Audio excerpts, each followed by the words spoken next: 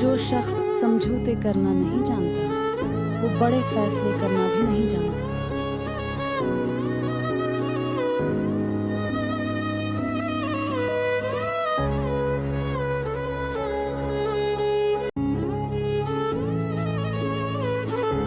حلال رزق محبت اور علم دونوں عطا کرتا ہے۔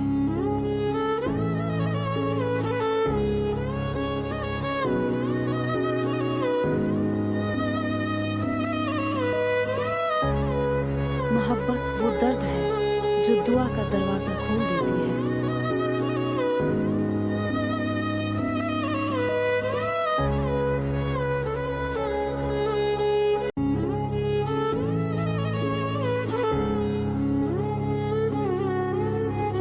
صبر وہ انتظار ہے جو امید کو ٹوٹنے نہیں دیتا۔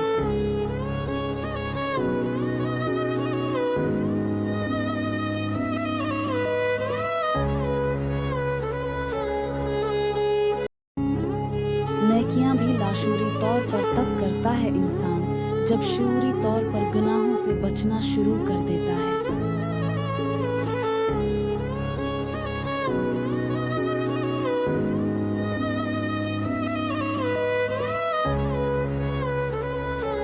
انسان بھی عجیب ہے، وفاؤں کو ٹھکرا کر پھر وفاؤں کی تلاش میں نکل پڑتا ہے۔